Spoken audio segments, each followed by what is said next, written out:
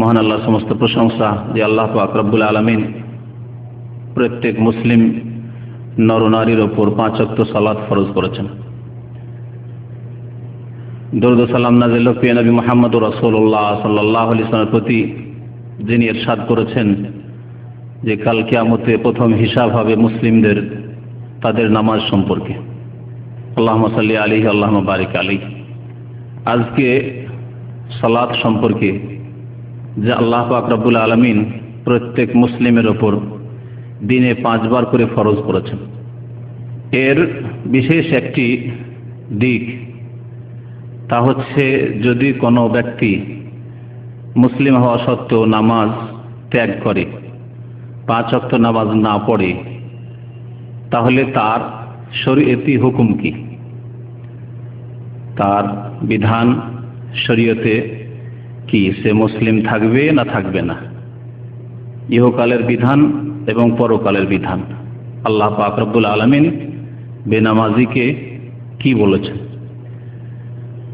এই বিষয় সম্পর্কে আলোচনার পূর্বে আরেকটি বিষয় বলবো ভূমিকা স্বরূপ, তা হচ্ছে যে ভারত উপমহাদেশ অর্থাৎ ইন্ডিয়া, বাংলাদেশ, পাকিস্তান এসব দেশে বিশেষ করে বেনামাজির সংখ্যা এত বেশি কেন? অন্যান্য দেশেও বেনামাজি আছে, আরব দেশগুলিতেও বেনামাজি আছে, কিন্তু ভারত উপমহাদেশের মতো বেনামাজি পৃথিবীর কোনো দেশে নেই। অথচ তারা মুসলিম নিজেকে বলে, দাবি করে যে আমরা মুসলিম থাকব। এবং কেউ যদি বলে নবী করিম সাল্লাল্লাহু আলাইহি সাল্লামের হাদিসের এই বিধান যে বেনামাজি মুসলিম থাকে না, তাহলে তাদের জন্য সবচাইতে বড় কষ্টকর বিষয়। তো এই বেনামাজির সংখ্যা আমাদের দেশগুলিতে বেশি কেন? এর উত্তর বেশ কিছু রয়েছে, বা এর কারণ বেশ কয়েকটি রয়েছে। কয়েকটি কারণ উল্লেখ করব। তার আগে যে আয়াতটি শুরুতে পাঠ করেছি সূরা রুমের আয়াত নম্বর 31, সে আয়াত দিয়ে শুরু করি। আল্লাহ পাক রব্বুল আলামিন সেই আয়াতে ইরশাদ করেছেন, ওয়া আকিমুস সালাতা ওয়া লা তাকুনু মিনাল মুশরিকিন, তোমরা সালাত কায়েম করো, নামাজ প্রতিষ্ঠা করো, নামাজ পড়ো এবং মুশরিকদের দলভুক্ত হয়ে যেও না।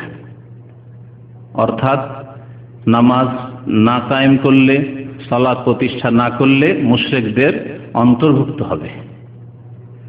এ হচ্ছে আল্লাহ পাক রব্বুল আলামিনের বাণী, কোরআনে কারীমের স্পষ্ট। বেনামাজির সংখ্যা কত এই সম্পর্কে যদি জানতে হয় তো একটি পরিসংখ্যানের কথা উল্লেখ করা হয়েছে।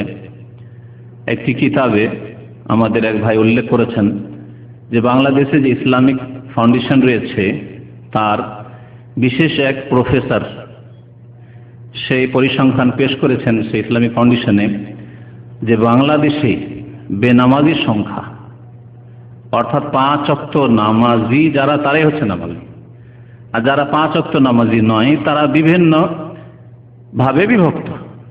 কেউ ঈদ পড়া মুসলমান, 2 ঈদ বছরে পড়ে, কেউ জুমা পড়ে, কেউ 1 ওয়াক্ত 2 ওয়াক্ত পড়ে, যখন যেমন ফুরসত হয়। কোনো সপ্তাহে পড়লো ভালো করে, কোনো সপ্তাহে পড়লো না, কোনো দিন 3 ওয়াক্ত, কোনো দিন 4 ওয়াক্ত, কোনো দিন 1 ওয়াক্ত, এইরকম।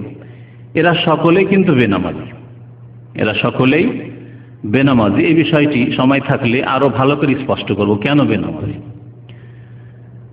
কারণ আল্লাহ পাক রব্বুল আলামিন যেখানেই ফরজ করেছেন 5 ওয়াক্ত নামাজ ফরজ করেছেন। 5 যদি আদায় না করা হয়, 5 ওয়াক্ত মানে 5 ওয়াক্তের 17 রাকাত আল্লাহ পাক রব্বুল আলামিন নামাজ ফরজ করেছেন। 5-এ যদি 4 আদায় করা হয় তাহলে ইসলামের বহু মাসলা মাসাইল রয়েছে, যাতে 5-এ যদি 4 করেন, 7-এ যদি 6 করেন, কম করেন অথবা বেশি করেন, তাহলে আল্লাহ পাক কবুল করবেন না। যেমন আল্লাহর ঘর কাবার তওয়াফ কত চক্করে হয়? 7 চক্করে। কেউ যদি 6 চক্কর দেয় তাহলে কি কবুল হবে? যে না 6 চক্কর দিয়েছে তো 6 চক্করের নেকি পাবে? পাবে?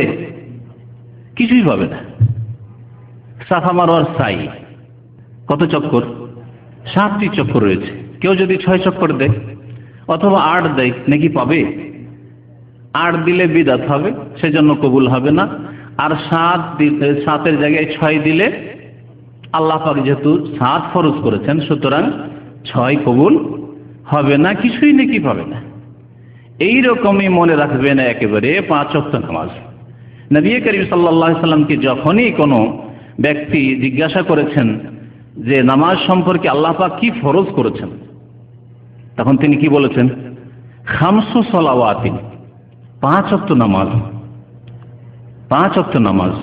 এবং সাহাবায়ে কেরামদের জীবনে কোন একজন সাহাবী 1,24,000 সাহাবায়ে কেরামের বেশি সংখ্যা তাদের। শুধু হজেই নবী করিম সাল্লাল্লাহু আলাইহি ওয়াসাল্লামের সাথে বিদায় হজে ছিলেন 1,24,000-এর বেশি।